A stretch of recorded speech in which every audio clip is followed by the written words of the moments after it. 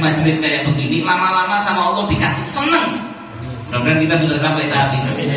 Dikasih seneng, ketika hadir ini seneng. Dan saya yakin antum-antum kalau nggak seneng ya kali ini mau ngomong di gini. Ya seneng. Kalau nggak dapat pahala, kalau pahala seneng. Akhirnya enjoy, menikmati. Itu sudah nikmat dari Allah. Ketika Allah menjadikan hati itu senang kepada keimanan dan hal-hal yang mendukung keimanan, dan itu lampu hijau, mudah-mudahan dikasih istiqomah. Tambah lama tambah senang sama kebaikan, senang kebaikan, tambah gak nyaman dengan sesuatu yang bertentangan dengan syariat. Nyamannya itu pengajian, nyamannya sholat jamaah, nyamannya itu zikir, nyamannya itu baca Quran, nyamannya itu pokoknya yang boleh-boleh. Yang haram-haram itu bahkan tertarik pun tidak nanti lama-lama. Ya amin ya rabbal alamin. Tertarik pun tidak. Dengar ada acara hiburan cekson bersama DJ Fulana, ya.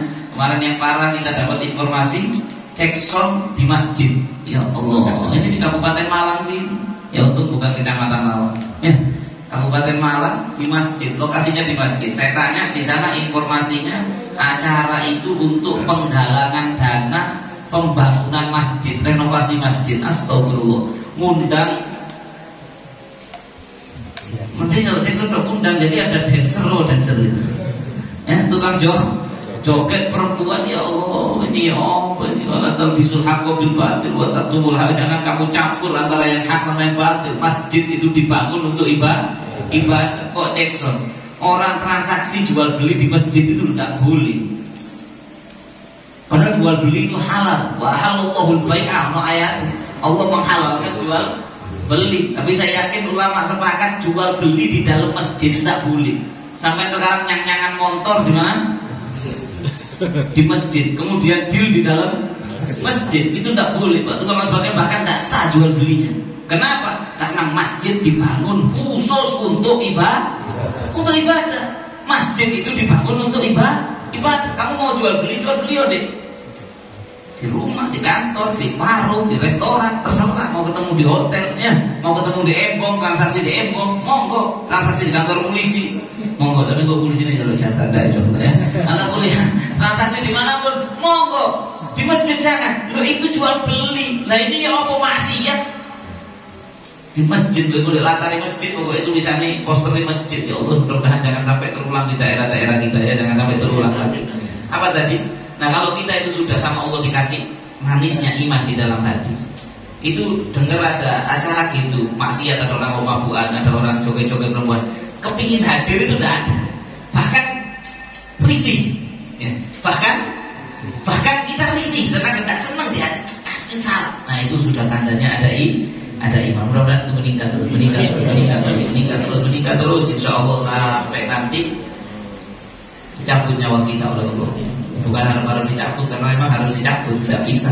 Saya mau hidup selamanya tidak bisa. Ya, pasti dicabut. Ketika dicabut nyawa kita oleh Allah dalam keadaan iman kita yang terbaik, insya Allah. Amin ya rabbal alamin. Oke, kita lanjutkan apa yang kita bahas daripada kitab Risalatul Jami'ah karya Al-Imam Ahmad bin Zaid Al-Habashi, yang mana kita dalam pembahasan judul maksiat anggota badan, yaitu masih dalam maksiat perut. Kemarin yang pertama kita bahas makan riba, yang kedua minuman keras, yang terakhir kemarin apa?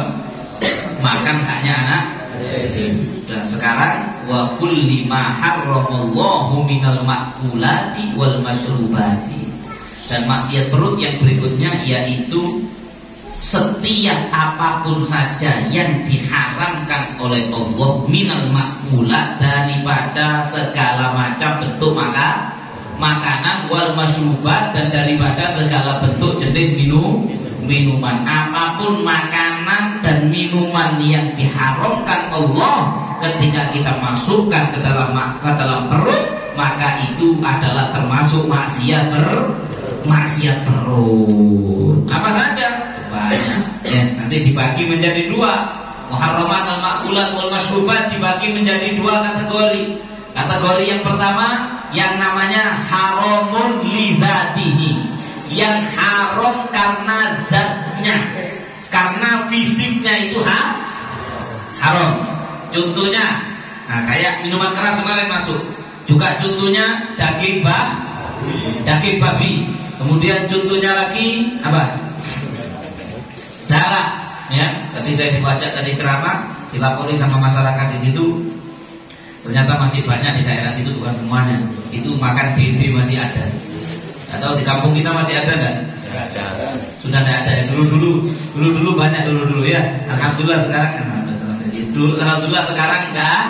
Sekarang enggak ada, alhamdulillah ya. Darah itu diharamkan oleh Allah, diharamkan. Allah berfirman, "Hurrima 'alaikumul maitah wad damu wa lahmul khinzir wa ma uhilla bihi wa ma uhilla li ghairillahi bih." Segala sesuatu diharamkan kepada kalian.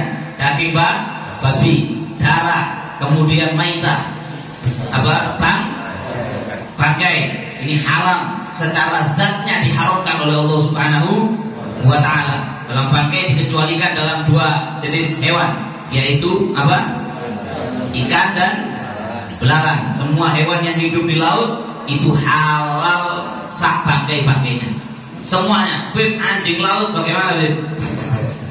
Anjing laut halal apa haram? Anjing masuk halal, ya. Sebenarnya itu bukan anjing, ya. Itu kan jenis ikan, cuma diarani anjing laut. Ya, sampai takut enggak tahu makan kan? Ya, wis jelas ikan bandeng. Alhamdulillah, tapi juga halal ya. Semua yang di laut itu hukumnya halal. Kepiting bagaimana? Kepiting laut rajungan itu halal. Yang enggak boleh itu kepiting yang bisa hidup di dua alam. Ya, karena Allah mengharamkan yang haram di antaranya yang bisa hidup di darat dan yang di laut. Cuma di situ yang bisa hidup itu bisa cari makan di darat, bisa cari makan di laut. Seandainya ada hewan laut yang dibiarkan di darat bisa hidup sebentar, bertahan toh, paham? Ya, ada yang cuma bisa bertahan. Kayak lele itu bertahan, ya kan? Lele itu ditaruh di ember gak ada airnya, itu bisa hidup sampai berapa lama itu? 3 hari. Berapa? 3 hari. 3 hari, ya. Saya nggak tahu, karena saya nggak pasti doyan lele. Tapi saya tidak mengharamkan lele, ya. Bisa bertahan sampai 3 hari. Apakah berarti termasuk bisa hidup di darat? Tidak bisa, karena dia cuma bisa bertahan sementara. Kalau disuruh hidup di tempat yang tidak ada air, dia nggak bisa. Maka tetap dia ikan, ya tetap hukumnya ikan, ya bukan yang bisa hidup di darat dan di laut. Yang bisa hidup di air dan di darat itu contohnya kodok, ya. Dan saya nggak tahu, katanya cuyu kali itu bisa hidup di darat dan di air, ya, maka haram. Tapi kalau rajungan, kepiting laut, rajungan itu yang hidup di dalam air saja, itu hukumnya halal. Walaupun dia bisa melata di darat sebentar, tapi itu cuma bertahan, dia nggak bisa hidup lama kalau di darat. Ala kulli hal, darah, apapun darah, walaupun darahnya kiai tetap haram. Cuma dulu ada satu sahabat namanya Sayyidina Abdullah bin Zubair.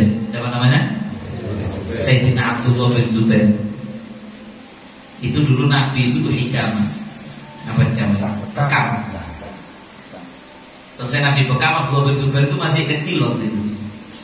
Sama Nabi dipanggil, Abdullah buangkan ini darah bekam saya.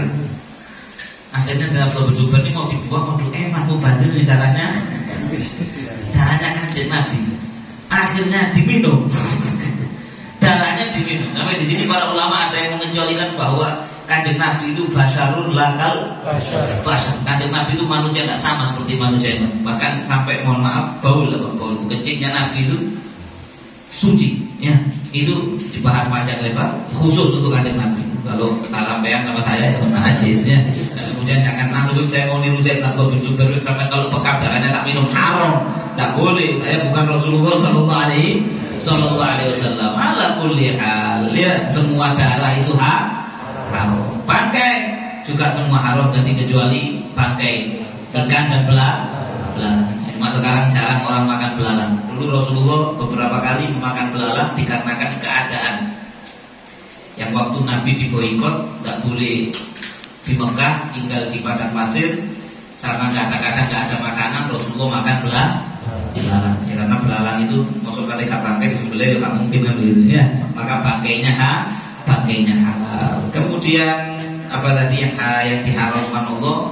Hewan yang disembelih tidak menyebut namanya Allah. Ini perlu dijelaskan. Sebenarnya Tidak menyebut nama Allah itu maksudnya disembelih buat berhala dan disembelih oleh orang yang menyembah berhala. Jelas ya? Disembelih untuk berhala atau disembelih oleh orang yang dalam keyakinannya musyrik menyembah berhala. Tahu lagi. Jadi gimana kalau orang Islam menyembelih ayam lupa baca Bismillah? Halal apa tidak halal? Halal. Halal apa tidak? Halal. Tetap halal. Jelas. Bagaimana kalau Muslim nyembelih kambing? Ayam sudah terbuka kambing, kan berarti Bismillah dibuat. Oh, coba betul ya. Ketika disunahkan, ketika menyembelih itu membaca Bismillah. Disunahkan membaca Bismillah. Tapi kalau misalnya Mas Naryo ini biasanya nyembelih kambing kalau itulah hari tempat saya ya. Nama Cak Nur ini juga sering urusan perkambingan sama saya dari telogo beliau masuk. Maka ketika disembelih lupa misalnya Mas Naryo pas nyembelih banyak ya lupa baca Bismillah. Loh, ya apa ini? Lari gak baca Bismillah. Tetap dagingnya halal. Tapi kalau disembelih orang Islam dan diniatkan buat sesajen tetap haram. Paham? Orang Islam yang boleh ini, tapi diniat ini. Ngobrol yang suka goreng Pak Celek ya. Tapi jangan khawatir kasih goreng di sini biasanya bukan di Pak Celek. Kemudian dia bilang ini disembelih buat untuk sesajen Mbak Fulan, padahal kalau Mbak itu menunggu daripada pohon ini dibeleh seret, atau untuk dukun untuk ketika dukun santet ritual ayam hitam itu apa ya disembelih, maka dagingnya haram walaupun yang nyembelih itu ngakunya muslim. Jelas. Kemudian orang musyrik, apa sih definisi musyrik? Itu nyembah berhala, al-wathaniyun. Orang-orang yang menyembah berhala, yang mana mereka itu walaupun nyembelihnya tidak niat untuk berhala, jelas.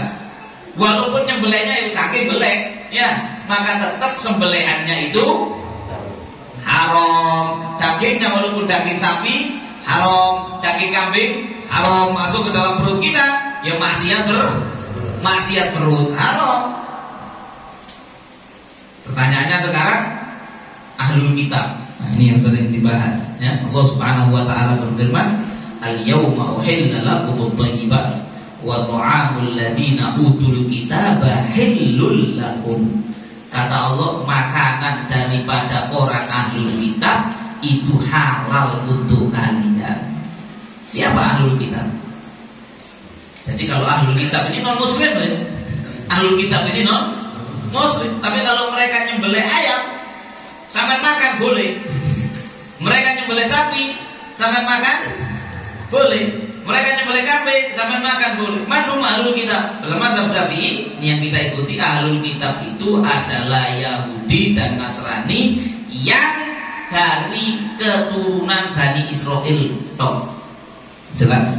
Kalau ada orang beragama Yahudi dan beragama Nasrani yang mulai mbah-mbahnya dulu itu sampai Bani Israel, bapaknya mulai dari sebelum agama itu dirubah, sebelum ajaran itu dirubah, walaupun dia sudah nyimpang, tapi bapaknya yang kesekian mulai zaman Yahudi asli dulu, Nasrani asli, maka cucunya ini namanya ahlul kitab. Dan kalau ahlul kitab nyembelih hewan, maka hewannya harus hewan halal, ya jelas nggak wajib Bismillah, ya jelas nggak wajib Bismillah. Maka ya kadang-kadang mereka juga menyebut nama Tuhan dalam keyakinan mereka kalau menyembelih, ya maka hewannya itu sembelihannya boleh dimakan umat Islam. Cuma masalahnya Yahudi dan Nasrani ya, Yahudi nggak saya bahas, Nasrani yang ada di sekeliling kita ini dalam mazhab Syafi'i tidak termasuk ahlul kitab karena bukan dari keturunan Bani Israel, sehingga ya sembelihannya tidak boleh dimakan, haram dalam mazhab Syafi'i. Dan juga beberapa hampir semua imam mazhab yang tiga meyakini bahwasanya ahlul kitab dikhususkan untuk Yahudi dan Nasrani dari keturunan Bani Israel saja, ya. Nah, ini yang kita ikuti. Ala kulli hal. Kemudian sembelihan mereka hukumnya halal. Tapi kalau musyrik ya hukum sembelihannya haram. Hati-hati masalah maksiat perut ini. Sebelum saya bahas itu, kita ini dieman sama Allah. Syariatnya Kanjeng Nabi itu di antara sifatnya yang disifati Allah itu yuhillu lahumut thayyibat. Nabi Muhammad SAW itu membawa aturan yang hanya menghalalkan at-thayyibat. At-thayyibat itu segala sesuatu yang baik dikonsumsi oleh manusia dihalalkan oleh Allah lewat syariatnya Nabi Muhammad. Dan Nabi Muhammad itu membawa syariat yang yuharrimu alaihimul khaba'ith. Nabi mengharamkan al-khaba'ith, hal-hal yang kalau dimakan dampaknya jelek buat manusia. Paham? Yang baik dihalalkan semua, yang jelek diharamkan. Saya mau tanya, yang halal sama yang haram itu banyak mana sih? Halal. Banyak yang halal. Tapi kalau ada orang muslim sih mangan haram itu jenenge kebacut ben geragas. Ya, cangkeme wis sampeyan. Cangkeme cilik. Mangane ngawur-ngawur. Kecot dipangan. Ya Allah. Nyambe. Nyambe dipangan, ular dimakan, nyambe dimakan, anjing dimakan. Ya Allah. Khusus makan daging menungso di Sumanto. Lah wong yang halal banyak, iya Bang. Tempe, tahu, kacang hijau, bubur mutiara, rujak, cingur ya, daging sapi, daging ayam, daging apa lagi? Daging kambing, daging kelinci halal ya. Daging kelinci halal. Kecuali orang di luar Ahlussunnah SYIAH mengharamkan kelinci, ngelatur ya. Kelinci halal. Saya juga pernah makan kelinci. Bagi pecinta kelinci, katanya kelinci kesayanganku itu lain cerita ya. Tapi kalau saya tanya hukum, daging kelinci hukumnya halal. Kelinci halal, rusa halal. Oke, ya udah. Rusa halal. Semuanya yang halal. Aku makan nyambe. Kemarin saya masih dapat lagi itu postingan di Facebook. Arek-arek lawang ini. Niklano nyambe, lur. Iki didol pira lur? Payune lur. Waduh apa sih kenyang. Ini saya kata tunggu deh. Ya Allah, kata dipangan, kata di mana-mana deh kata dipangan. Iya. Waduh, Beb. Ha, Beb gak ngerti. Zamane Kanjeng Nabi biyen sahabat mangan nyambe, gak apa-apa. Dia no hadis sahabat makan nyambe ditutup no hadis ini sahabat makan dok itu tutup nyambe. Jelas ya. Dok di Arab itu ada hewan. Ini sering orang keliru. Di Arab itu ada hewan namanya dok. Dok itu di lawang gak ada. Singosari ya gak ono. Di Pandaan, Sukorejo, Pandaan di Selamat ini tidak ada. Nggih, di Indonesia tidak ada dok. Ya, kecuali didatangkan dari Timur Tengah. Dok itu tidak ada. Ya, dan dok itu bukan nyambe. Nyambe itu ada sendiri, bahasa Arabnya warol. Bahasa Arabnya nyambe itu warol. Intinya ulama berpendapat warol itu haram, kalau dok itu halal. Dok pun Nabi tidak mau makan. Ya, Nabi tidak mau makan dok. Cuman Nabi tidak mau makan dan tidak mengharamkan. Jadi Rasulullah dulu pernah diundang makan sama satu orang, disuguhi masakan sama Nabi mau diambil gini. Satunya tuan rumahnya ngomong, kak kemarin disita itu daging apa? Akhirnya ya Rasulullah itu dok, terus Nabi nggak jadi ngambil, Nabi ngambil yang lain. Terus Sayyidina Khalid bin Walid waktu itu makan sama Nabi, kadung jemput beliau, Rasulullah haram kan? Nabi bilang, saya tidak makan dan saya tidak mengharamkannya. Jelas? Jadi hukumnya dok halal, tapi nyambe haram, ya. Tapi dok itu tidak enak. Dok itu katanya saya juga tidak pernah makan, ya. Makanya mungkin Nabi dulu gak doyan karena kurang. Walaupun Rasulullah itu tidak terlalu rewel. Nabi itu ya namanya manusia, beliau juga ada makanan yang beliau doyan, ada yang nggak suka. Cuma dikatakan ma'aban Nabi sallallahu alaihi wasallam idza istahahu akalahu wa idza karihahu tarakahu. Nabi tidak pernah mencela makanan. Nah, ini perlu kita contohin, ya. Nabi itu tidak pernah ngilokno panganan sama sekali. Nabi itu kalau suka ya dimakan, kalau nggak suka ya nggak diudik. Itu Kanjeng Nabi sallallahu alaihi wasallam. Gak main itu panganan. Nopo. Nang daging alam juga ini kan dicopot ya opo. Ini keblek iso masak kok dulu ini. Enggak sesuai akhlaknya Kanjeng Nabi. Nggih, Kanjeng Nabi ada yang enggak enak ya sedikit. Ya, yang enak dimakan, yang beliau suka dimakan, yang enggak suka ya enggak nggak disentuh sama Kanjeng Nabi. Termasuk yang Kanjeng Nabi nggak suka tuh, ya. Maka naudzubillah zaman sekarang orang makan nyambe haram, kecot 02 haram, itu khobain. Apalagi ada orang Islam makan babi, ya Allah, naudzubillah min dzalik. Sama Allah sudah dikasih yang halal sekian banyak, kok boleh sing haram. Dan yang haram pasti ada efek buruknya buat diri kamu. Buruk di dunia, buruk di akhirat. Sedangkan bagi orang-orang Bani Israil terdahulu, itu oleh Allah diharamkan ba'd thayyiban, diharamkan sebagian hal yang positif. Kalau untuk kita umat Nabi Muhammad, yang positif halal semua. Yang diharamkan cuma iman kita, karena kalau dimakan bahaya. Jelas? Untuk umat Bani Israil dulu, sama Allah diharamkan ba'd thayyiban, diharamkan sebagian yang thayyiban untuk menguji mereka itu. Bahkan diharamkan dulu hewan yang punya kuku ini dulu syariatnya orang-orang Bani Israil. Itu aja mereka masih nurut, tak mau makan, masa kita kalah sama Bani Israil dan cengkal-cengkal itu. Ya, kita sudah sangat sedikit yang haram masih tak nurut sama Allah. Malu.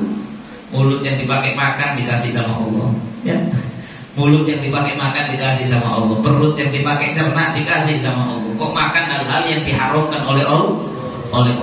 Jadi memang pokoknya talak 3 harus dengan makanan-makanan yang secara zatnya itu haram.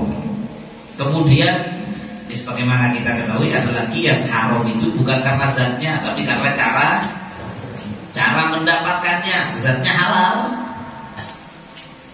Daging kambing yang nyembelih ustaz, waduh katanya nyembelih maca Yasin di sini. Itu bismillah toh. Alhamdulillah masyaallah Muhammad thalina min Yasin wal Qur'anil azim innaka la minal mursalin ala sallallahu Muhammad. Halal enggak? Yasin tadi bacaan. Ya. Halal, tapi duit yang buat beli kambing itu hasil kereta sendiri tetap.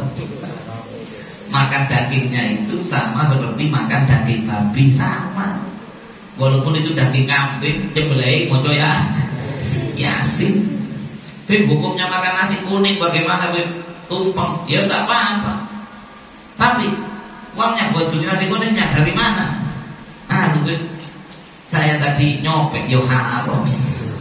Uang sogokan Bim yo haram.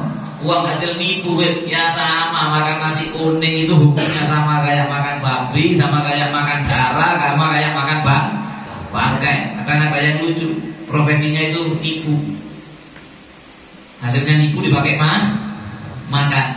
Tapi begitu dikasih makanan daging babi, astagfirullahaladzim, Muhammad auzubillahi min dzalik. Babi, aku muslim kok kata dikasih makan babi, haram. Lah sing oleh nipu kok pikir halal lah. Oh. Yang dapatmu kamu kerja nipu, ngakali orang, nyolong, ngambil haknya orang, ngerentenir atau jual barang haram, hasilnya juga haram. Kayak kemarin kita bahasakan jual homer, kayak tuku suka pecel, ya tetap haram. Jual narkoba, ini banyak ini. Saya jual narkoba, tapi saya tidak pakai.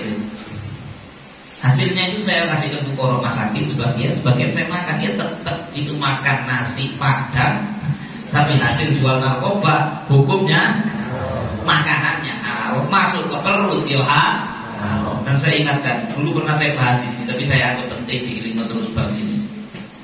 Apa yang masuk ke perut itu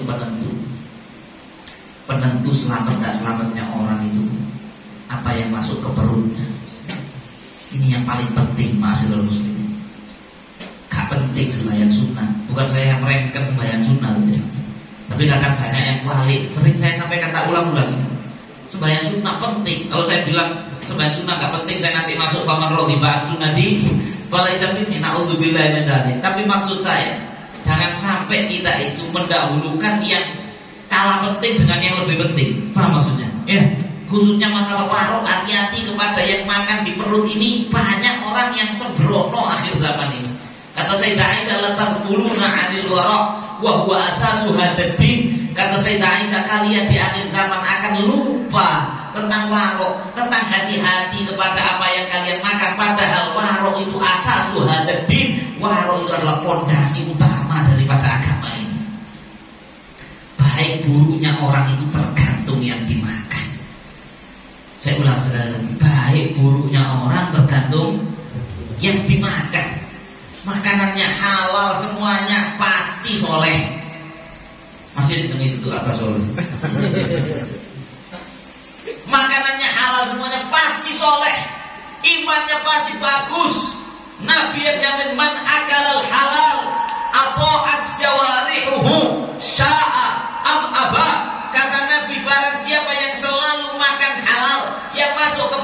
selalu halal. Halal secara zatnya, halal secara cara mendapatkannya. Maka pasti anggota badannya yang lain itu otomatis tiba-tiba taat kepada Allah, senang ibadah.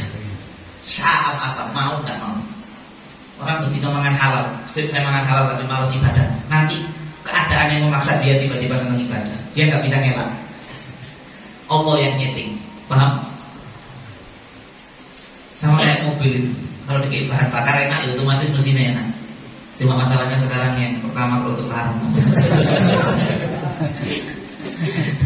Iya, tanyakan yang ahli mesin. Iya, termasuk mempengaruhi ya. Kerjanya mesin bahan bakar sangat mempengaruhi. Coba sama motor apik dikai biar premium tahun berapa? 89 premiumnya. 87 ya.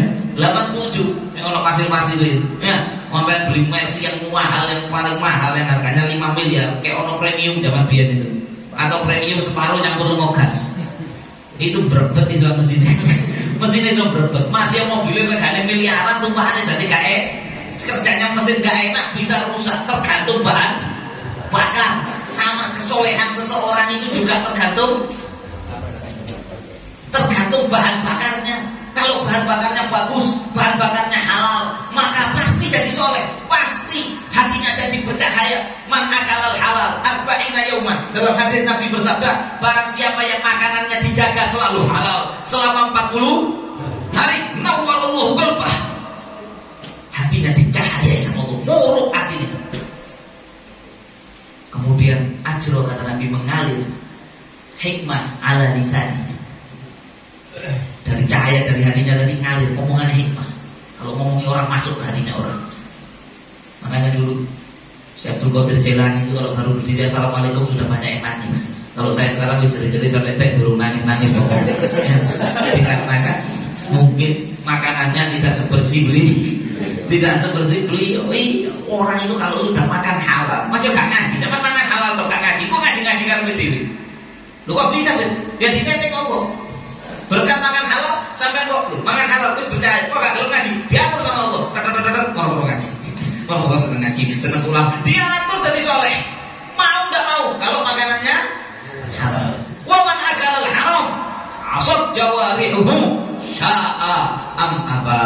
Sebaliknya orang kalau sudah makanannya haram, bahan bakarnya kotor, bahan bakarnya jelek, maka pasti akan senang bermaksiat anggota tubuhnya, mau tidak mau.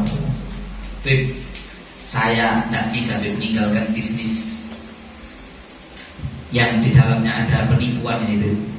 Tapi saya janji, Beb, walaupun bisnis ini jalan, saya mau jadi ahli ibadah percuma, gak kira ibadahmu gak kira bener. Kalaupun kamu bisa sholat, bisa begini, nanti kena kabeh, gak sah kabeh itu. Ya, salah ini, gak ikhlas gini, gak keterima semuanya. Maka tidak ada jalan tobat bagi orang yang berpenghasilan haram. Cara tobatnya harus berhenti dulu dari penghasilan haramnya. Selama tidak kati gulu kuming, coro Cina, coro Jepang, coro Londo, yang ngarepe Ka'bah nangis-nangis, tapi tetap makan haram, nggak bisa selamat di akhirat. Perhatikan, ya, di akhirat nggak bisa selamat. Asas suhadaddin adalah al-wara. Kata dikatakan Nabi Shallallahu Alaihi Wasallam bersabda, "Wali antakun a'badan nas." Kalau kamu jadi orang yang waro, hati-hati sama yang dimakan. Kamu jadi orang paling ahli ibadah di muka bumi, walaupun sholat sunahmu gak hati-hati. Jelas? Sekarang saya kasih contoh. Satu ini militannya tiap hari istighfar 500.000 kali. Si A, tapi kerjanya di pasar suka ngakali orang. Satu ini gak tahu istighfar, kecuali lek sembahyang kok. Tapi kerjanya halal, jujur, tidak makan haram. Mana yang ahli ibadah di mata Allah? Mana yang ahli ibadah di mata Allah?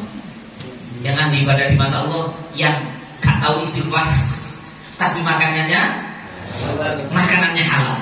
Yang istighfar tadi satu hari 500.000 kali, tapi makanannya haram, itu fasik di mata Allah, kotor. Karena anna lillahi malakan fi baitil maqdis Ini harus diingatkan terus biar kita hati-hati ya, karena memang rotok berat itu. Ya, di akhir zaman ini kadang-kadang tergoda dengan uang-uang haram ini. Kadang-kadang gue harus kamu tak terima, gue tak istighfar dengan akeh, gue tak umroh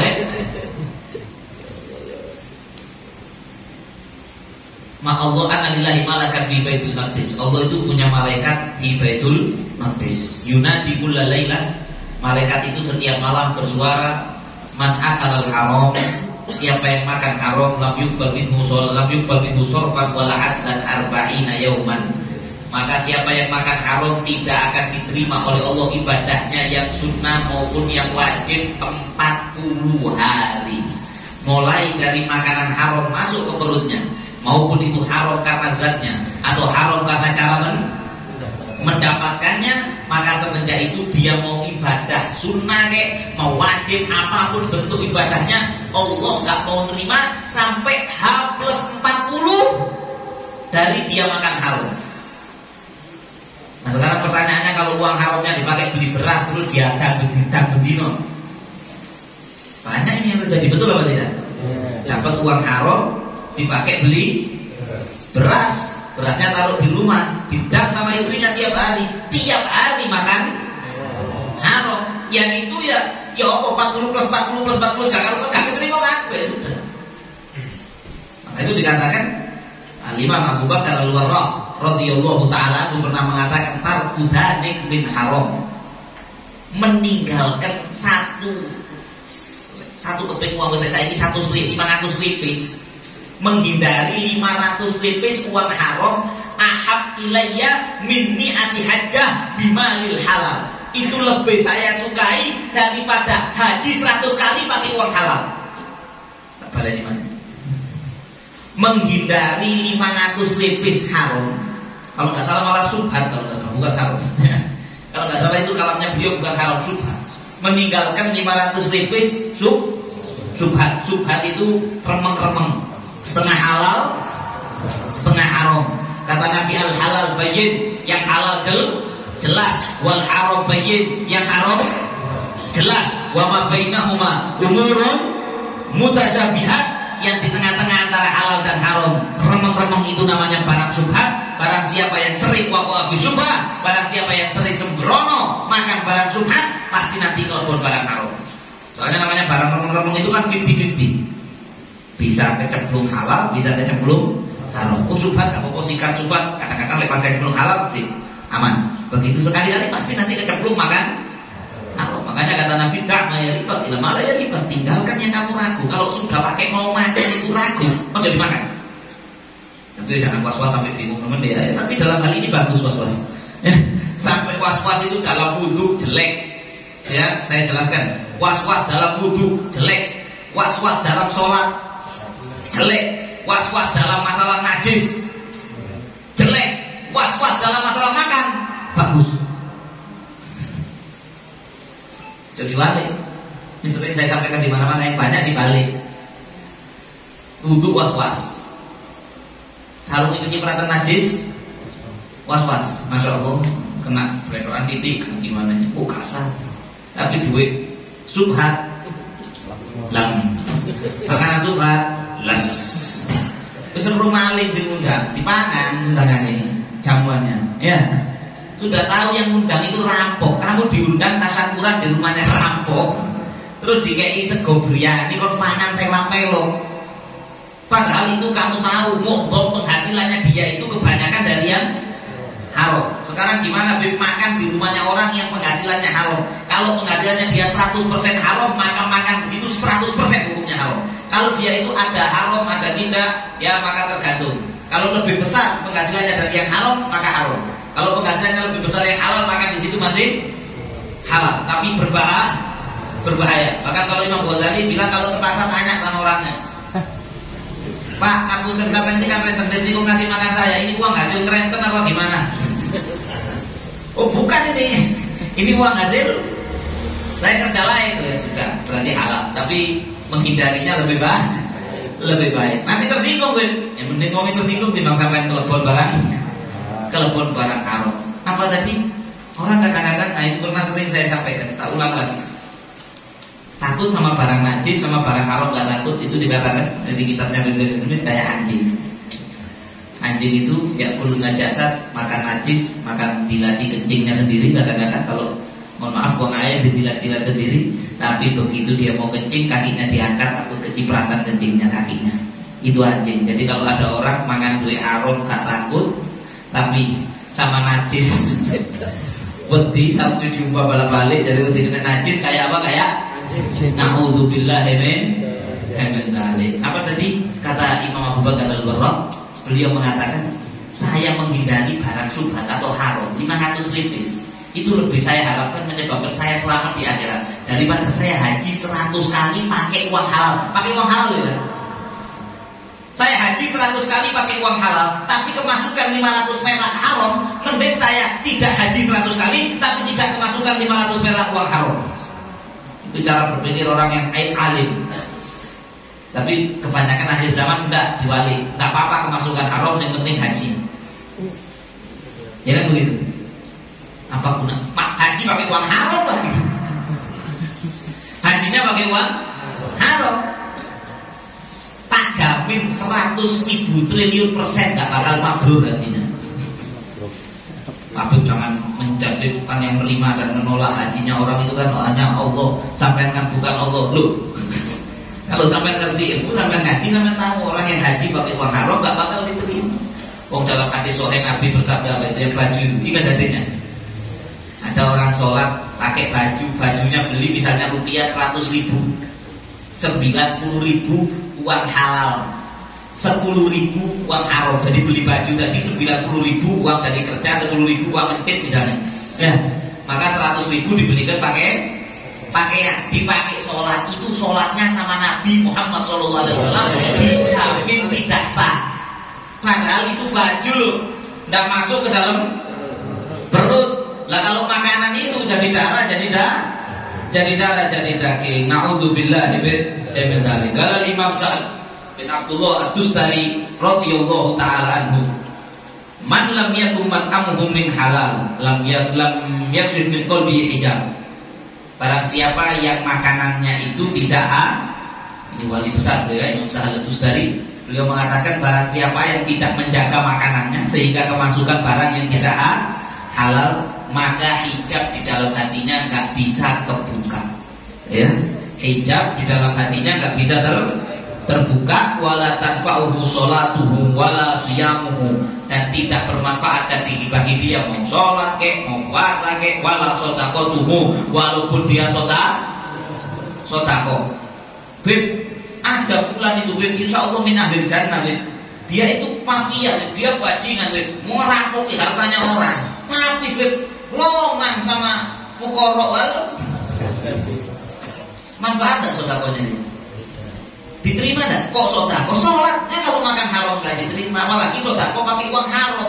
Jelas gak diterima sama Allah Subhanahu wa ta'ala. Sesungguhnya dihijablah hati seseorang itu daripada alam malakut bisu'il mat'am, dengan jeleknya sesuatu yang dimakan. Hati itu tidak bisa masuk ke alam malakut, tidak bisa hati itu memahami daripada hakikatnya akhirat, hakikatnya surga, hakikatnya iman kepada Allah, makrifat kepada Allah. Tidak bisa hati itu bisa nyambung ke sana kalau makanannya nggak beres. Kalau makanannya tidak beres, ya. Ada orang tanya ke Imam Sufyan Ats-Tsauri. Imam Sufyan Ats-Tsauri ini muridnya Imam Ja'far As-Shadiq radhiyallahu ta'ala anhu. Masyaallah Imam Sufyan Ats-Tsauri alamah kabir. Orang tanya kepada beliau al-fadl as-shaf al-awwal. Tanya kepada beliau tentang fadilahnya sholat di shaf pertama. Besar tak fadilahnya?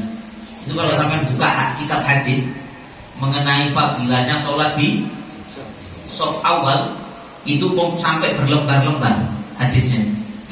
Padanya Nabi 1, 2 banyak tentang bagaimana bedanya pahala orang yang sholat di shaf pertama sama di shaf kedua. Sampai kata Nabi, seandainya saja umat Islam itu tahu apa bedanya sholat di shaf pertama sama enggak, lalu bakal saling bunuh rebutan sholat di shaf pertama. Seandainya tahu apa yang dikasih sama Allah buat orang yang Makanya kita kalau bisa, kalau sholat itu berusaha, kalau sholat jamaah ada di sop pertama. Nggak usah mempersilahkan orang untuk maju, sampai langsung maju.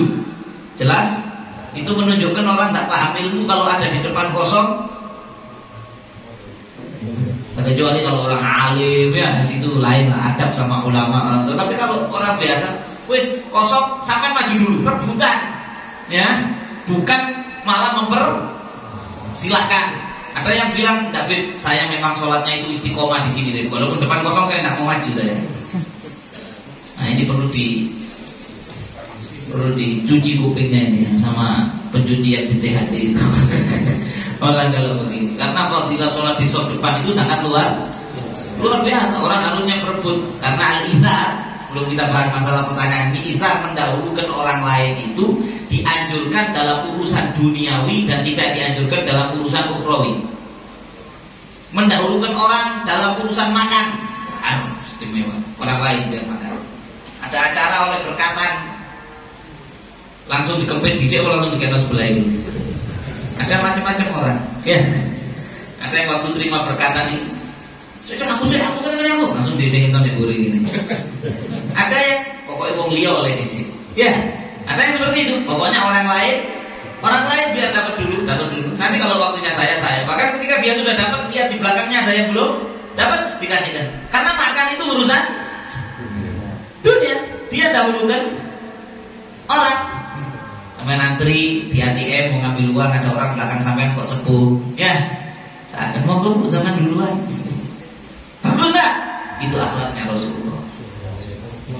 Sampai duduk di sepuh di kereta api, di bis, ada orang berdiri sampai duduk, ya Allah aku sih buat nyatet saya akan mau ngiki. Monggo sampai duduk, saya berdiri, mendahulukan orang dalam urusan dunia. Itu pahalanya luar biasa. Tapi dalam urusan akhirat rebutan. Nggih, pastabikul khairat. Dalam urusan akhirat jangan mendahulukan orang sampean. Dibuka ini donasi menyumbang panti asuhan. Sampean sik monggo sampean dulu, jangan cepet-cepetan. Ya, cepet-cepetan termasuk soft tadi. Ketika soft di depan kosong, cepet-cepetan ke depan. Jangan sungkan-sungkan mendahulukan orang lain. Oke, kembali ke permasalahan ini. Imam Sufyan Ats-Tsauri ditanya, "Wahai Imam, tolong dijelaskan kepada saya tentang keutamaan orang sholat di shaf yang pertama." Fakola, jawaban beliau gak nyambung, tapi bener. Jawaban beliau gini aja. Kamu itu lihatlah pakaianmu dan makanan kamu. Dari mana kamu makannya? Perhatikan, pastikan makananmu itu halal. Wasol di fisil akhir. Kamu sholat di shaf paling belakang gak apa-apa. Paham maksudnya? Bukan berarti Imam Sufyan tidak tahu fadilahnya shaf pertama, tapi mungkin orang yang tanya ini mungkin penghasilannya kurang bersih.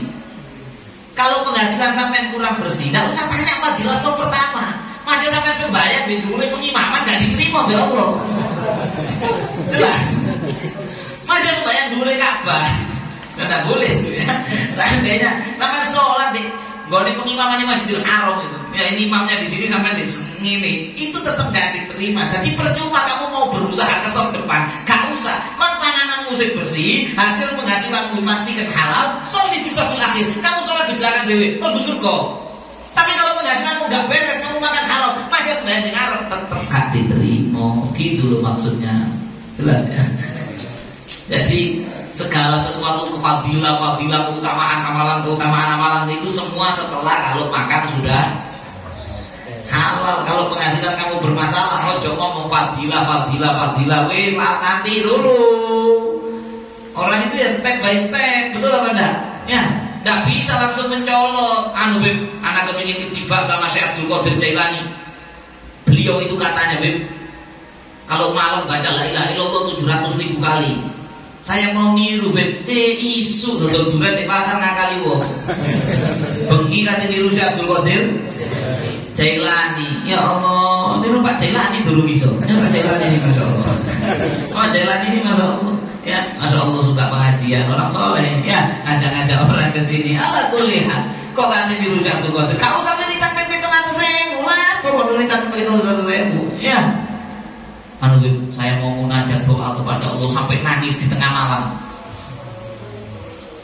Penghasilannya haram, kerjamu apa? Copet. Coba Allah berkahi rezeki saya. Nyopet kalau berkahi rezeki saya. Kerjamu apa? Banting. Kerjamu apa? Anu kupu-kupu malam. Ya Allah. Kadang minta doa sama Ustaz kupu-kupu malam. Doakan ya biar laris. Kok kadang Ustaz balik lu bisa Ustaz ini insyaallah dia tak dengar sama laris. Kok aku kayak orang bonus oke lah sama gratis Ustaz. La haula wala quwwata illa billah. Harusnya gimana? Terus ya nggak bisa. Dengar enggak payu cetok. Cek tobat kan begitu harusnya. Ya, biar tobat tak bisa. Sama itu nggak Ustaz. Saya ini walaupun kerjaan saya kayak gini, tapi saya niatnya kayak gini buat haji Ustaz. Terus Ustaz ada status. Jangan memandang orang dari tampilan luar itu. Kadang-kadang walaupun wanita menghibur, ternyata nyelengi buat haji. Yang kerjanya halal belum tentu nyelengi buat haji. Bisa jadi dia lebih baik. Ini ustaznya keblek. Ini hitungannya. Jelas?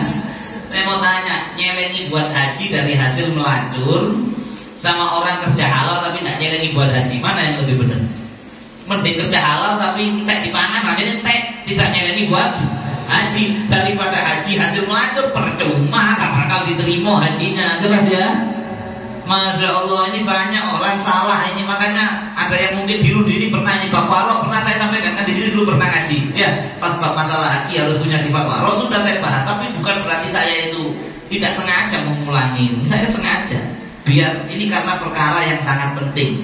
Kalau perkara penting itu dianjurkan untuk dibalen-baleni untuk apa? Yuridu takdir agar melekat di dalam. Nah, dulu kan Nabi itu gitu. Jadi sama kalau ada ustaz baleni ceramah itu aja sungguh dhisik teh. Iki gak dibahas maneh ya ben. Habis wis gak dibahas maneh, wis iki tok makane aku wis tau krungu biyen iki dibaleni maneh. Ya bae. Akan tetapi Rasulullah itu dulu sering ngulang-ulang satu pembahasan yang dianggap penting biar benar-benar melekat. Ya, sekali dengar sama dua kali beda, dua kali sama tiga kali beda. Ada hal penting yang memang harus diulang-ulang. Bahkan Allah mengulang-ulang cerita yang sama dalam Quran. Ya, ceritanya Nabi Allah Musa berlaut diulang berapa kali di Quran sama Allah. Apa berarti Allah lupa kalau sudah difirmankan di surat yang lain, difirmankan di surat yang lain lagi? Enggak. Tapi disitulah dengan diulang-ulang yuridu takzir agar benar-benar melekat. Agar di sini kita paling hati-hati kalau urusan makanan. Perut ini penentu baik tak baiknya kita adalah tujuannya adalah penentunya apa yang masuk ke dalam perut, penentu doa mustajab atau tidak. Saya itu sudah doa tidak dikabul-kabulkan. Katanya ud'uni astajib lakum. Wa idza sa'alaka ibadi anni fa inni qarib ujibu da'watad da'i idza da'ani. Katanya dekat kalau saya minta dikasih. Saya sudah minta manis-manis. Katanya Habib kalau doa antara azan dan qomat. Kata Nabi, kalau kalian itu bainal azan wal iqamah, itu adalah saatul mustajabah. Itu adalah saat yang mustajab dakwah, doa diterima oleh Allah. Fakum sudah kalau habis azan saya tepuk Habib macet gak kabul. Tambah mulai ketemu, gak tuh pentol kabul. Cuma gak kabul.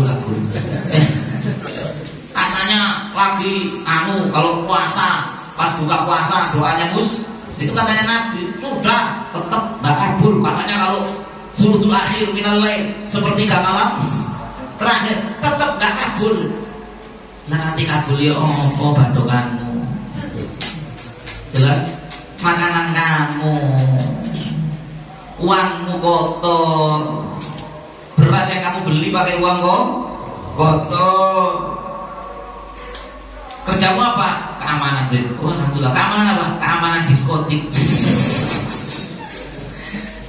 Oleh jatah atau keamanan diskotik halal apa haramnya? Haram. Kerjamu apa? Saya melihara ayam. Oh alhamdulillah. Ayam apa? Ayam kampus. Jadi ini bagian ngurusi ayam kampus saya, yang mendistribusikan ayam kampus. Begitu hasilmu dari barang haram, gimana doamu diterima? Nabi pernah mencontohkan ada orang musafir, hadis sahih di Arba'in Nawawi ada, ya orangnya berdebu. Padahal ada hadis gini, salah da'awat mustajabat la syakka fihin. Ada 3 doa yang tidak mungkin tidak diijabah oleh Allah, pasti diijabah oleh Allah 3 doa ini. Apa itu? Siapa? Yang satu, dakwatul walid ala waladi. Dakwanya orang tua ke doanya orang tua kepada anak. Tapi yang dimaksud para ulama sebagian menyebut itu dakwah doa ala, doa jelek. Doa baik insya Allah diterima. Tapi kalau doa jelek pasti diterima. Makanya orang tua kalau doakan anak hati-hati. Ya, karena orang tua itu kalau doa jelek, karena doa ala itu berarti doa jelek. Nabi bilang dakwatul walid ala waladi. Kalau doa jelek pasti diterima, walaupun bapaknya bajingan gitu. Makanya hati-hati orang tua itu kalau doakan anak itu hati-hati kalau doa jelek. Oh tak tungano oleh begini tadi, tak tungano kon ilang utumu probleman gunanya. Tak tungano udah ada. Gak bisa saya kan orang soleh, gak bisa bapak saya doa gitu. Oh, ingat ceritanya Juraij. Ingat kan? Itu diceritakan Nabi di Bukhari. Ada orang namanya Juraij ahli ibadah, oh soleh, wali beneran ini. Diangkat jadi wali sama ikhlas ibadahnya luar biasa. Sholat tauhid, Allah Akbar, wiritan sholat, tak tahu maksiat. Sekali waktu dipanggil sama ibunya, Juraij, sampai sembahyang 4 baris. Juraij sampai 3 kali mantel itu. Oh tak tungakno, makanya hati-hati ibu. Tak tungakno, kon deret-deret wong ngampung, diisi-isi wong ngampung, kon gara-gara dulunan wedoan, gitu doanya ibu. Gara-gara dituduh dulunan wedoan, gara-gara perempuan. Subhanallah, ada satu perempuan yang kerja kayak tadi itu, perempuan gak bener. Itu tertantang, di-challenge sama teman-temannya untuk dibilang ini, kamu bisa ngejak Juraij itu orang yang paling soleh untuk zina sama kamu? Bisa. Digoda-goda, ternyata Juraij ini imannya luar biasa, tidak tergoda. Waduh, digundung macam dipanani dari itu tidak nolih, gak didelok. Berdua sama saya tidak didelok. Gagal akhirnya perempuan ini zina sama orang lain, zina sama pengembala sapi dalam riwayat hadisnya. Zina sama orang lain, hamil. Karena mantel gak berhasil goda Juraij tadi. Waktu hamil, lahir anaknya, dia ngomong ke orang kampung bahwa ini hasil, itu loh jari musim soleh Juraij, ini loh hasil perbuatannya Juraij, saya dihamili. Karena tidak tabayun dulu, ngaku orang kampung. Itu Juraij itu punya soma, jadi tempat beliau ibadah, musola pribadinya diseret. Juraij dari situ dirubuhkan tempat ibadahnya, dibakar.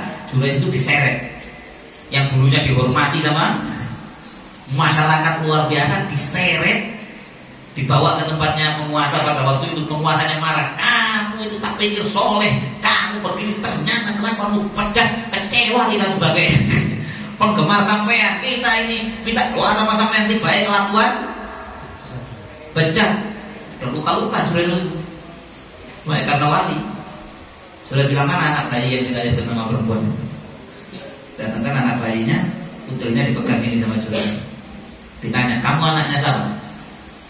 Ngomong bayi, nah, ini karomah, ya, dan ini karomah. Makanya kalau ada orang nggak percaya sama karomahnya wali, berarti ingkar. Ini hadis sahih, ya, ini hadis sahih diriwayatkan Imam Bukhari. Ini cerita ini Rasulullah menceritakan ini tentang Juraij. Jadi karomah harus percaya. Ada keajaiban itu hanya Nabi yang bisa mukjizat. Kalau wali tidak bisa. Juraij itu bukan Nabi. Maka sama Juraij dipegang putranya, kamu anaknya siapa? Ngomong bayi, saya anaknya fulan pengembala sapi. Wakil untuk bayi baru lahir bisa ngomong. Akhirnya raja itu minta maaf, ngapunten Pak Juraij, Pak Yai, ngapunten saya sudah sebutkan sama-sama ya, tak bangun nomane. Kalau perlu saya bangunkan dari emas tempat ibadah sampai enggak, saya nggak mau bangunkan kayak kemarin aja. Ya, bangunkan kayak kemarin. Terus Juraij tersenyum. Ketika tersenyum tanya, kenapa sampai tersenyum? Sebegitu hebatnya powernya doanya ibu. Padahal kasarannya aku ini, wah kasarannya kan begitu, saya ini klasik, wah itu kan ibuku dipermalukan mau kamu, kobul teman. Apalagi sama itu wali, bukan mereka ibu hadir teman. Jelas dah. Diwis kembali ke hadis ini, doa yang pasti diterima oleh Allah, doanya orang tua kepada anak, khususnya kalau doa jelek. Yang kedua, dakwatul musafir, doanya orang yang sedang musafir. Tapi Nabi menceritakan di hadis lain, ada musafir berdebu-debu mengatakan ya Rob, ya Rob, ya Rob. Dungo Gusti Allah khusyuk serius. Jadi kanjeng Nabi wa mat'amuhu haram wa mashrabuhu haram wa malbasuhu haram. Kata Nabi sedangkan yang dimakan sama dia haram, yang diminum haram, pakaian yang dipakai dari uang haram. Fana istajabulahu. Gimana bisa diterima oleh Allah? Oh, doanya gak mungkin diterima. Makanya ada juga dulu saya saat ngomong ke Rasulullah, ya Rasulullah, doakan saya ini biar kau jadi orang yang kalau doa mustajab. Kata Nabi Atib tu'madak tustajab dakwatu, perbaikilah makanan kamu, doamu pasti mustajab. Saya tutup hari ini dengan satu kisah. Dulu ada satu ulama top namanya Sayyidina Ibrahim bin Adham, pernah dengar ya? Radhiyallahu ta'ala. Sayyidina Ibrahim bin Adham ini ke Mekah, nggak tahu haji atau umroh. Niat beliau dari Mekah mau ke Baitul Maqdis, mau ke Palestina. Ketika di Mekah mau berangkat ke Palestina, beli kurma. Beli apa? Kurma. Misalnya beli 3 kilo misalnya. Ya, karena saya pengalaman jual kurma kan tahu sampai dulu ke Ramadan. Beli kurma 3 kilo misalnya. Maka ketika beli kurma itu setelah sudah beli, ada satu kurma jatuh di tanah. Dipikir sama Sayyidina Ibrahim bin Adham itu jatuh dari yang sudah dimasukkan wadahnya beliau. Akhirnya diambil sama beliau, dimasukkan ke kresek lah kalau sekarang, atau plastiknya beliau. Udah berangkat beliau ke Baitul Maqdis. Di perjalanan itu kurma dimakan sampai habis.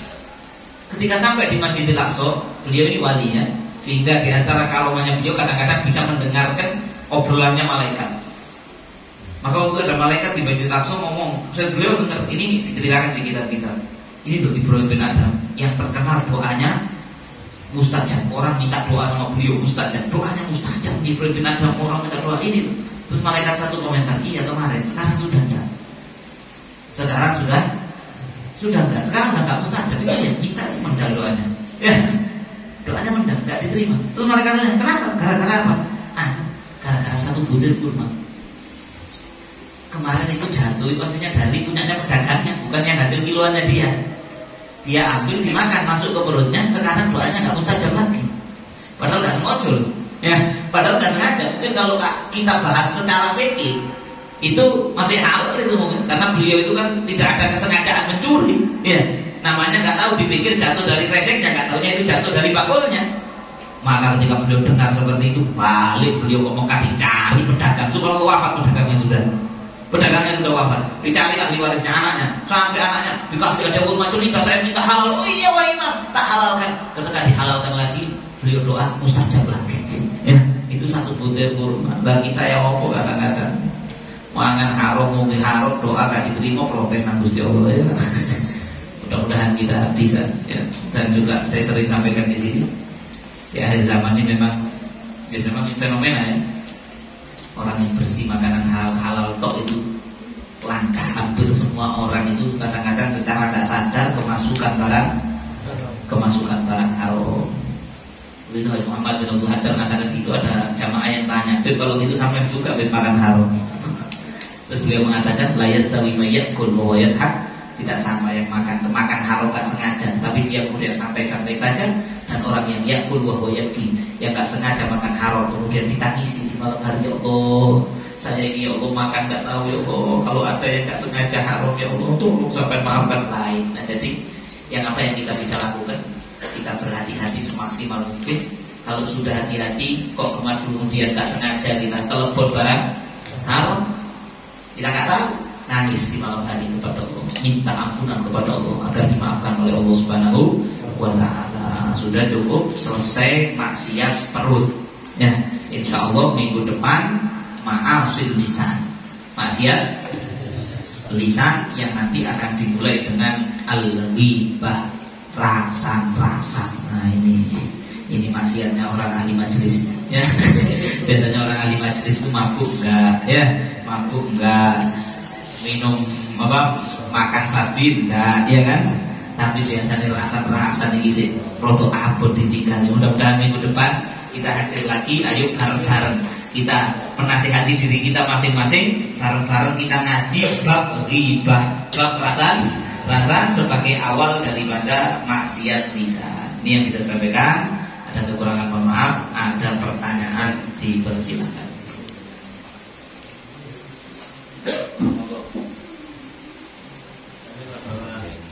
Kita menentukan makanan dalam mobil saya kan bawa barang kan agak tinggalan. Terus saya cari orang nggak ada. Terus saya kasih ke orang lain, tapi saya kasih uangnya nilainya saya lakukan lagi gimana? Oh ya, Masya Allah. Jadi pertanyaannya, beliau ini kan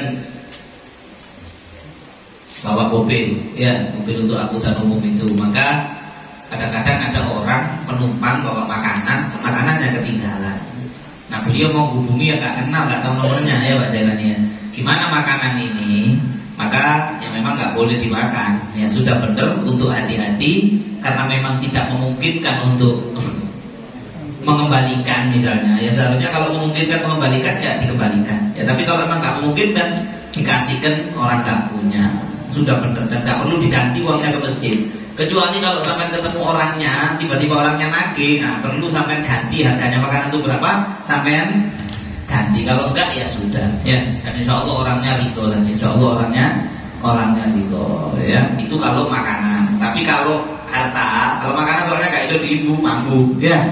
Tapi kalau misalnya bisa diibu kayak daging bisa ditaruh kulkas, maka ya mungkin disimpan sampai nunggu orangnya.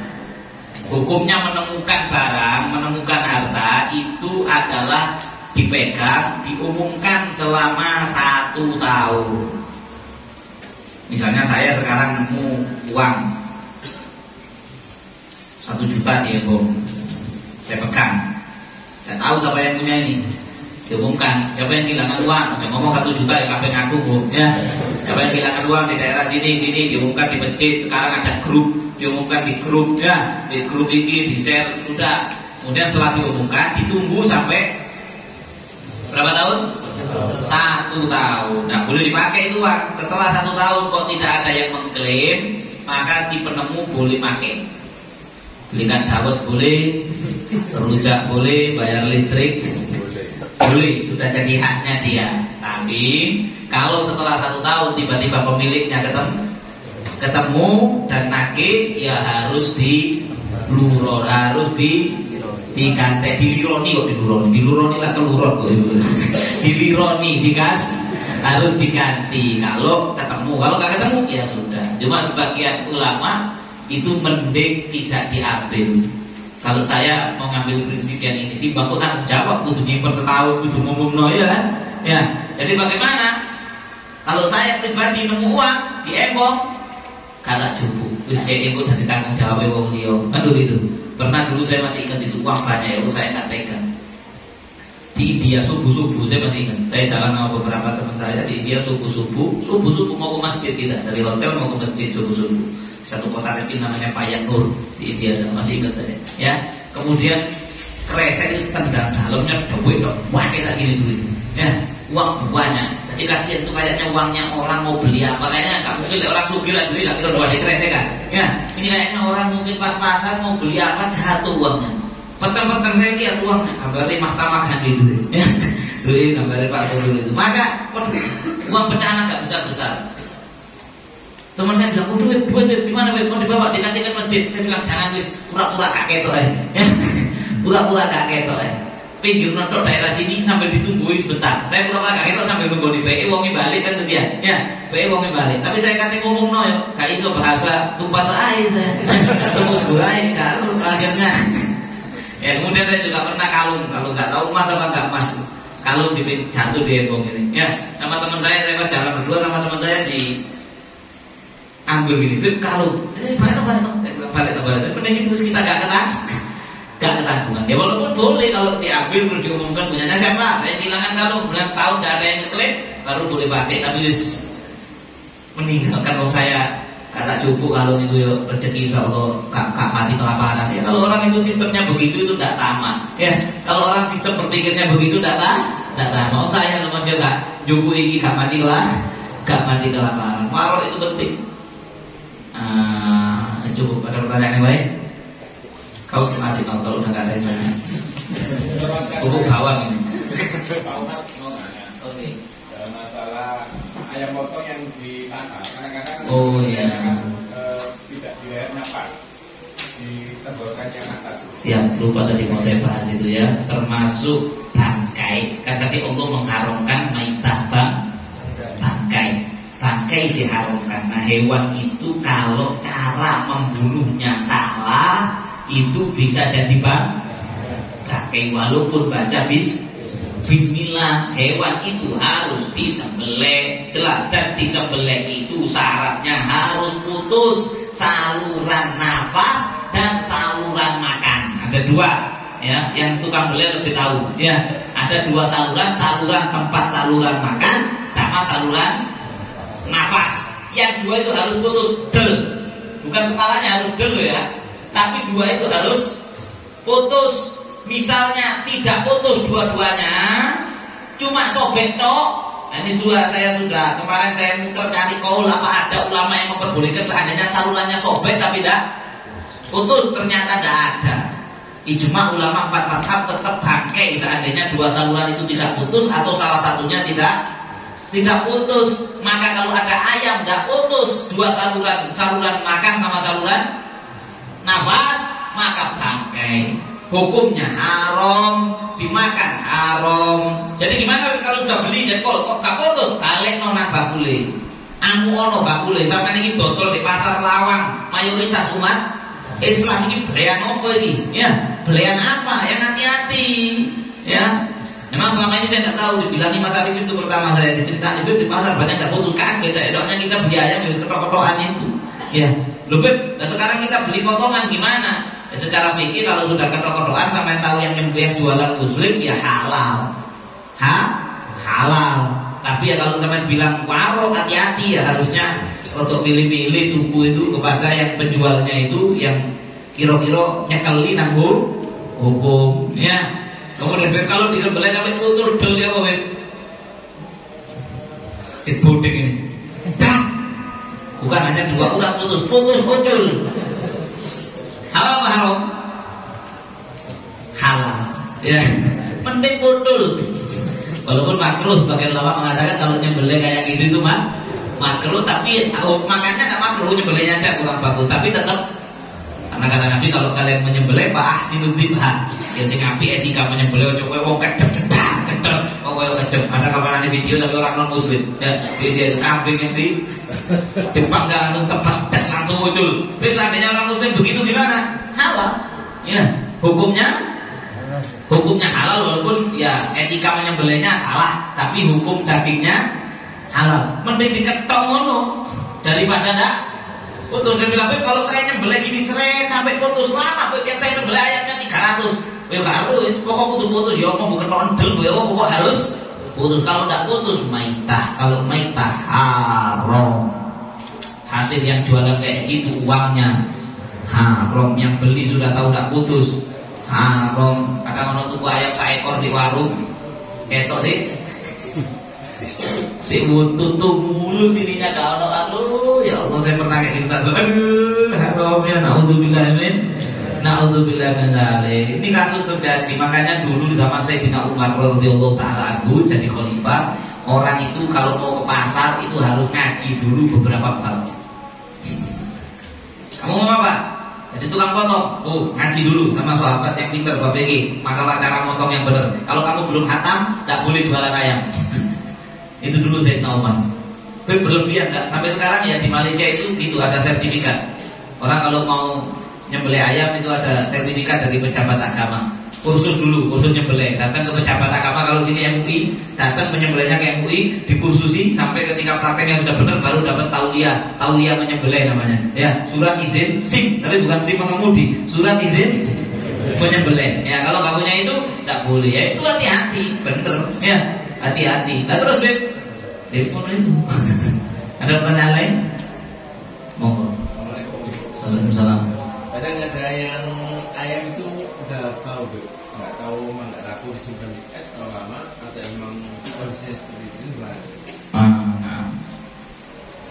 Pertanyaannya, ada daging yang sudah bau tidak menjadikan haram. Itu kan pokoknya disembelihnya halal. tahu-tahu wis mampu karena gak di kulkas atau esnya kurang ya, tapi itu juga enak dimakan ya. Satu gak enak dimakan, kedua saya nggak tahu dari segi kesehatan kalau memang berbahaya maka bisa jadi tidak boleh dimakan, karena syarat Allah menghalalkan makanan itu kulu wasrobu halalan thayyiban, makan dan minumlah kalian makanan yang halal dan thayyib, bukan cuma halal kok, tapi halal juga thayyib, halal dan juga tidak berbahaya ketika dikonsumsi. Maka ketika ayam yang sudah mampu tadi itu kalau misalnya dimakan itu membahayakan kesehatan ya tidak boleh. Kalau seandainya tidak ya secara hukum itu tetap halal, tapi sopo kate mangan ayam mampu ya, selagi dia bukan bangkai ya tetap disembelih secara halal. Kalau bangkai walaupun gurung mampu ya sudah haram. Kemudian saya juga ingin mengingatkan masalah ayam sekarat disembelih. Kadang-kadang ada itu ayam sudah sekarat, kalau masih sakit kemudian disembelih boleh. Tapi kalau sudah sakaratul maut, beda loh ya sakit sama sakaratul maut. Ada ayam ditabrak mobil truk sudah, kan ada tandanya itu ya. Itu sudah proses pencabutan nyawa. Ngomong saya geter dibelek haram, jelas ya. Itu sudah bangkai. Ketika dia sudah sekarat itu nggak boleh disembelih. Ya wis bangkai. Eman nanti kalau ketemu dari darah dari daging fanaru aula bihi, kamu bakal maksiat rusak kabeh pak maksiat perut eman mana ya mubazir wis dibuang. Mesti sampo sapi sing mati kena PMK itu pangalan dia kamu mubazir. Mesti saja kamu mubazir. Ojo gerah sangat kerasan. Ada pertanyaan lain lagi? Kan kebanyakan kalau sekarang ini kalau perusahaan pemotongan ayam seperti pabrik-pabrik itu motong ini kan damel mesin. Mesin ya.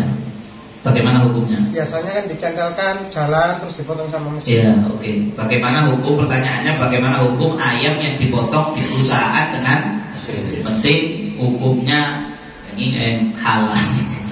Boleh ya, boleh selagi yang dipotong itu bagian kepala. Tapi misalnya mesinnya itu mesin penghancur, itu gimana ya? Jadi dipotong kepalanya ya. Kalau yang dipotong kepala maka hukumnya halal dengan syarat yang menghidupkan mesin itu muslim atau ahlul kitab dalam hal ini ya. Kalau yang nyetek mesinnya itu adalah musyrik, penyembah berhala ya, kafir musyrik, maka haram.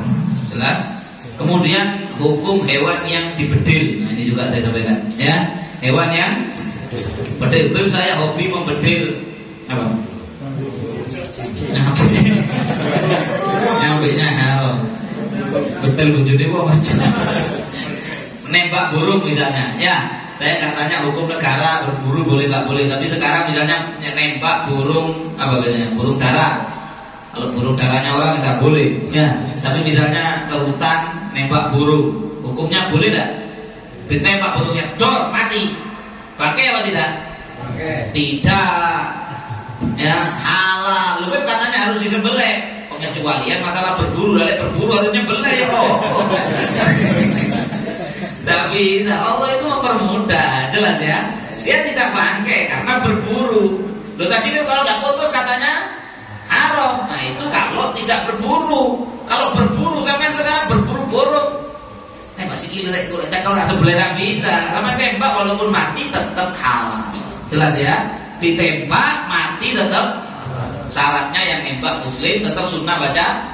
Di waktu ini Bismillahirrahmanirrahim. Der. Teblek. Mati sudah mati. Digoreng halal. Jelas. Digodok halal. Pertanyaan lagi, geladak gimana, Beb? Tahu geladak? Berburu pakai anjing. Anjing dilatih untuk berburu. Berburu apa biasanya kalau geladak ini? Rusa aja rusa, ya. Berburu rusa, yang jelas halal rusa. Saya pernah makan daging rusa, ya tapi bukan berburu sendiri, jadi tangkap hutannya ngumpul ya. Kalau melihat rusa, berburu rusa, tapi pakai anjing. Mengingu tahu ngingu? Memelihara anjing itu kalau tidak keperluan dilarang. Dalam mazhab Syafi'i, mazhab Malik banyak melarang pahalanya orang yang memelihara anjing, dikurangi pahalanya per hari 2 kirot apa 1 kirot, lupa saya hadisnya. Ya, ada yang ingat? Kirotnya apa 1 kirot? Pokoknya pahalanya dikurangi per hari bagi orang yang memelihara anjing tanpa ada keperluan, cuman kayak hobi-hobian, Beb. Saya niru itu loh, Beb. Niru di Instagram itu ono selebgram atau Amerika kok ning anjing bulu-bulu lucu, aku pengen tuku. Tak boleh. Jelas ya? Dalam mazhab kita tidak boleh. Tapi memelihara anjing untuk keperluan yang lain bisa jadi diperbolehkan. Contoh, pelihara anjing untuk jaga kebun, Beb. Di kebun ini kalau nggak dikasih anjing, Beb, dicuri orang atau dilarang hewan, oke, maka hukumnya boleh. Waduh, Beb, rumah saya pokoknya kalau ada keperluan boleh, termasuk untuk geladak. Polisi pakai anjing pelacak, gimana hukumnya? Boleh untuk nyari narkoba. Anjingnya pinter, polisinya nggak iso aku. Karena pinter dia. Masya Allah, pakai anjing karena indera penciumannya dia kuat. Ya, boleh tak hukumnya? Boleh. Buat geladak? Boleh. Jelas? Berburu pakai anjing hukumnya boleh. Disyaratkan oleh para ulama, anjingnya itu diajari kalau sudah menangkap buruannya, diajari, dilatih anjing itu suruh nyokot di. Bisa ya? Menurut para ahli bisa. Jadi anjingnya itu dilatih, kalau nangkep langsung yang digigit. Jadi gak digigit banyak, ya, yang digigit leher. Karena dalam mazhab kita Syafi'i jelas anjing itu najis mughalladhah. Maka misalnya sudah dilatih dan bisa, dan akhirnya rusak tadi ditangkap dan digigit lehernya, maka bagian yang digigit sama anjing itu haram. Jelas? Hewannya halal. Beb gak disembelih, Beb, dicopot kiri, halal. Dicopas ngeculno, bismillahirrahmanirrahim. Waktu ngeculno kiri, bismillahirrahmanirrahim, dicopot, kan, mati rusaknya. Halal, cuma tempat yang digigit anjing tadi harus dibuang. Waduh, Beb, lek cara aku tetap haram. Ya aku coromu, aku ngaji fikih halal kok kon haram-haram ya. Yang haram aja dihalal, mau sing halal aja. Ojo diharam, tapi saya jijik, Beb, ya lain lagi. Kalau jijik ya jangan makan, kan nggak harus. Cuman fakta hukumnya itu boleh dalam urusan berburu. Saya itu gak keren, sih oleh ya tak marah oleh, sih nggak oleh ya tak oleh. Kata rubah-rubah sesuai yang saya ngaji dulu di pondok. Kalau saya biru ya saya diingatkan. Cukup. Waduh, apa sih tanya? Monggo. Kejadian yang mulai jam 7 sampai jam 4 istirahat jam 12. Oke. Nah sebelum jam 12 itu biasanya kan capek, ya. Belum dapat itu udah istirahat dulu. Nah itu termasuk korupsi. Ya kalau itu, ini pertanyaannya bagi yang sadar. Orang kerja pulangnya jam 12, tapi kadang sebelum jam 12 itu sudah capek, asuh. Jam 12 kurang seperempat gitu ya. Terus sudah duduk-duduk, kemudian jam 12 pulang, termasuk korupsi waktu apa enggak, gajinya jadi bermasalah, subhat apa enggak, kan gitu ya. Selagi hal itu oleh sang pemilik perusahaan dianggap biasa dan itu wajar, jenenge wong kerja ngasus dulu dan tidak merugikan tidak banyak merugikan pihak perusahaan yang tempat kita kerja, maka ya tidak apa-apa ya. Tapi misalnya hal itu menyebabkan rugi besar, yang punya perusahaan warung ini aku rugi karena gaji, ya maka tidak boleh ya. Apalagi sampai jam 2 jam ya, Masya Allah dikaji suruh kerja, ini menentu boleh silakan ditekodro, apa yang mau kerja mana itu termasuk korupsi waktu. Pertanyaannya terkait tempat kerja tadi karena tidak dicontohkan misalkan menjadi satpam di diskotik gitu ya. Iya. Itu kan haram. Kemudian kalau misalkan kita bekerja di perhotelan yang tempatnya memang di hotel itu kan bermacam-macam yang menginap. Siap. Terus di tempat lainnya juga ada bermacam-macam juga gitu. Kayak di apa itu minumannya segala macam. Iya. Bagaimana? Pertanyaannya gimana hukumnya kerja di perhotelan ya. Satu, hotel itu ya kadang mau nginep suami istri, kadang mau kesel, kadang orang titik kan begitu ya. Kemudian di restorannya hotel itu juga menjual makanan haram, itu kasarannya ya, menjual makanan dan minuman haram. Gimana hukumnya kerja di hotel itu? Karena hotel itu tidak mutlak tempat maksiat, jelasnya. Kalau diskotik itu kan mutlak maksiat. Kalau hotel itu kan tergantung orang yang datang kan, iya kan? Ya, Sama kayak kita jual pisau. Walaupun kalau sampai tanya barokah nggak barokah, mohon maaf, kerja di perhotelan yang tidak syariat kurang barokah. Ya, kalau tanya barokah kurang barokah. Tapi apakah haram? Tidak.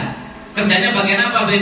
Housekeeping. Ya, housekeeping itu namanya. Jadi bagian bersih-bersih, Beb. Atau kerja saya resepsionis, maka halal pekerjaannya. Karena hotel yang namanya dia jual kamar, ya, bukan hotel esek-esek. Kalau misalnya memang ini khusus hotel esek-esek, wah, short-term, wah itu haram. Kerja di situ juga haram. Tapi ini hotel umum, akan digunakan orang untuk maksiat memang. Nah itu ya sebenarnya pemilik hotel ketanggungan. Kok kurang hati-hati. Tapi pegawainya masih halal gajinya, walaupun dalam hal berkah nggak berkah ya kurang berkah. Adapun masalah jual makanan tadi, yang haram hanya yang melayani di bagian penjualan makanan dan minuman haram itu. Paham? Kan kalau housekeeping kan nggak ngurusi itu. Tapi yang kerja di bagian penjualan di barnya, kan dikatakan di hotel ada bar. Ya, di barnya dia kerja ngeladeni orang mau minum khamr, ya haram. Ketika dia jadi koki, mohon maaf, masakan babi dikasihkan orang Islam, ya haram. Gimana? Ya resign. Pedubip, waktu kok berat ya, sudah, pokoknya takon aku jawabannya nurut, mohon, kan nurut ya, bohong. Kalau resign anak istri saya makan apa? Sudah tidak bahas masalah tikobir rizik, ya, masalah percaya dalam urusan rezeki. Wa may yattaqillah yaj'al lahu makhraja. Siapa yang bertakwa kepada Allah pasti dikasih jalan keluar. Wa yarzuqhu min haitsu la yahtasib, akan dikasih rezeki dari yang tidak disangka-sangka. Jadi kalau kerjanya resepsionis, kerjanya di kamar, tidak berkaitan dengan hal itu, maka hukumnya gajinya masih halal, ya, walaupun dirotok kurang api titik, ya, tapi masih halal. Tapi kalau nyajikan minuman keras, ya haram. Kadang disuruh nyarikan perempuan sama tamu, ini jadi saya itu cuma bagian ngantar koper ke apa namanya, bellboy yang bawa geledekan itu rotok api, kalau geledekan di bakso, ya. Maka masya Allah ya macam-macam, kadang ya habaib, kadang kiai sing nginepnya, yang ngono ya oleh barokah, kadang orang nggak bener. Terus kadang dipesenin, tolong ya cari perempuan, kan ada yang itu ya, cari perempuan, saya butuh hiburan perempuan, carikan yang cantik. Gimana hukumnya kalau dicarikan beb? Kan nggak saya tidur, beb saya cuma perantara. Ya, yo haram itu jenengnya namanya mucikari kamu. Ya, kamu jadi mucikari via billboard nanti. Naudzubillah min dzalik, ya haram, hasilnya jelas haram. Terus dikasih tempelan kan, dikasih tips sama saya nyarikannya, kali kan kemudian sudah dapat dikasih uang misalnya 500.000, ya haram, jelas sangat haram. Nah, terus gimana tamu? Sedangkan kita itu dari atasan itu dianjurkan untuk memenuhi seluruh keinginan tamu. Bilang aja sama atasan, mohon maaf Pak, saya bisa memenuhi keinginan tamu selama keinginan tamu tidak bertentangan dengan prinsip agama saya. Kalau keinginan tamu bertentangan dengan prinsip agama saya dilarang Tuhan saya tidak nuruti tamu, saya nurut sama Tuhan saya. Jelas? Saya tidak nuruti tamu, bilang aja baik-baik. Mohon maaf Pak, saya seorang muslim yang saya harus taat sama Tuhan saya nggak boleh nyarikan orang perempuan kayak gitu. Mohon maaf Bapak, kan bisa. Ya, dengan baik-baik. Nggak boleh terus alasan kayak gitu kerja, bahkan nggak boleh harusnya sama kerjanya juga, itu kan nggak boleh harusnya. Kemudian bagi yang punya hotel bagaimana? Lain hukumnya bagi pekerja dan yang punya. Seharusnya sebenarnya yang punya hotel itu ya harus hati-hati, nggak sembrono, laki perempuan masuk bebas jebal-jebul kayak gitu, yang nggak harusnya menyediakan fasilitas zina. Harusnya itu ya kalaupun buka hotel, ya hotel syariah, ya paling nggak dikai tulisan hotel syariah kan, paling singkat dipecat sekarang kan begitu. Ya itu mengurangi penghasilan. Repot kalau cara berpikirnya begitu. Kalau syariat nggak laku. Begitu saya buat hotel maksiat, kasih tulisan hotel maksiat, bukan syariat. Atau misalnya kalau pakai ditanya surat nikah, waduh nggak laku. Oke lah, misalnya nggak ditanya surat nikah. Itu kan resepsionis itu dilatih untuk bisa membedakan orang suami istri sama mau zina itu lah ketoro. Bener apa tidak? Orang kalau kerja di perhotelan itu orang mau zina sama orang suami istri itu dilihat waktu check in itu udah kelihatan. Saya juga jebol hotel soalnya. Ya, bukan bukan karena lapo-lapo, karena saya sering acara di luar kota gini dulu sering tidur hotel. Orang itu kan kelihatan waktu udah mau check in, oh ini suami istri, oh ini pacaran, kan kelihatan. Ya, Beb sekarang enggak, Beb, check in itu cowoknya aja. Terus nanti nunggu di kamar si cewek datang. Gimana? Atau sebaliknya? Ya harusnya dimonitor sama hotel. Ada orang masuk lift, dilihat CCTV-nya kemana dia? Oh kamar sekian, orang laki-laki. Kalau perlu ditanya, Bang, maaf, sama apa hubungannya dengan bapak yang di kamar ini? Oh saya cuma rekan bermain. Oh ya silakan.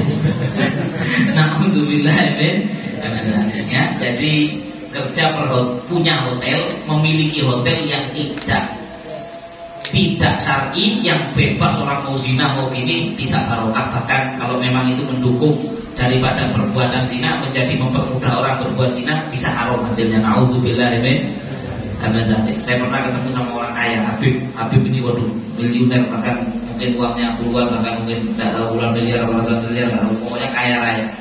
Saya waktu itu tidur di satu hotel di luar kota.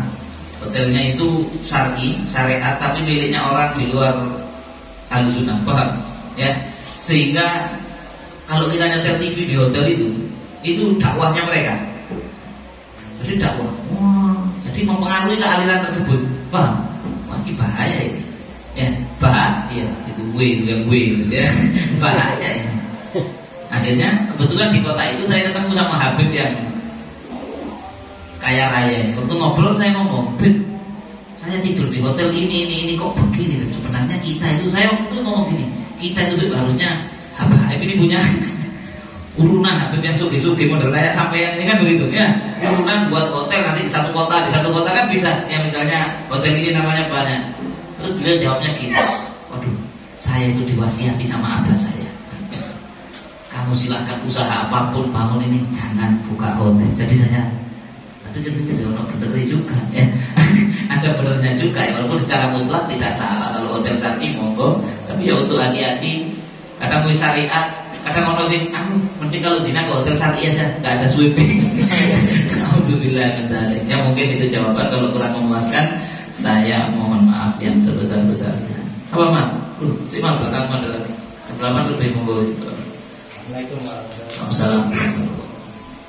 Umpama kita di perusahaan sebagai pelaksana untuk proyek ngawasin katakanlah, sedangkan kontraktor itu harus ditandatangani kita baru dibayar kerjanya itu. Karena kita sudah tanda tangan terus sama kontraktor tersebut dikasih kue atau dikasih rokok, itu hukumnya haram atau gimana? Saya ulang pertanyaannya, bagus ini ya. Pengawas proyek ya. Jadi beliau oleh perusahaan dijadikan pengawas proyek untuk mengawasi ketika kontraktor kerja dalam proyek tersebut. Kemudian kontraktor itu tidak bisa dapat bayaran kecuali si pengawas ini tanda tangan, ya kerjanya beres, ketika dapat tanda tangannya Pak Pengawas, maka kontraktor dibayar oleh perusahaan. Nah kadang-kadang si kontraktor ngasih rokok, ngasih makanan, ngasih ABCDFG. Hukumnya yang dikasih itu halal apa haram? Kalau memang si pengawas bekerja dengan benar, kemudian dikasih hadiah, halal, tidak apa-apa. Jelas. Sampai tidak tanda tangan karena dikasih itu. Karena sampai lihat kerjanya kontraktor memang ya sesuai, ya.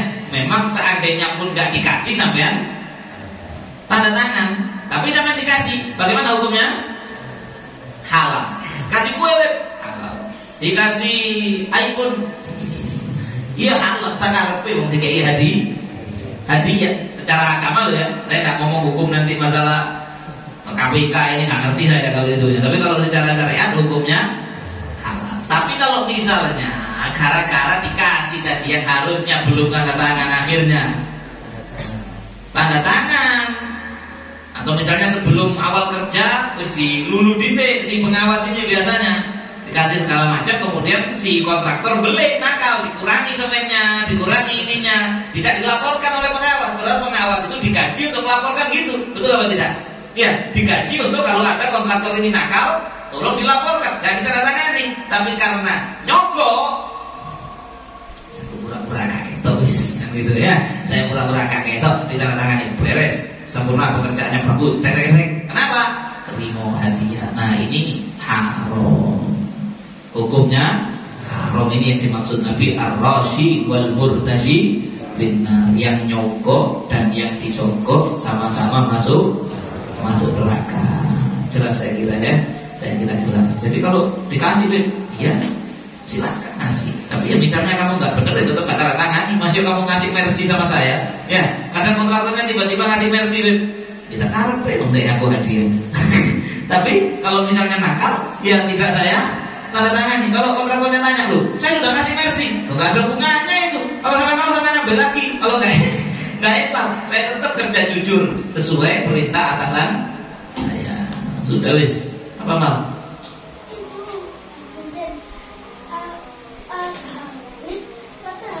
Nanti nggak usah rasanya habis nanti ya sudah cukup. Ayat kita sholat isya, ada kekurangan, ada kesalahan, saya mohon maaf yang sebesar-besarnya.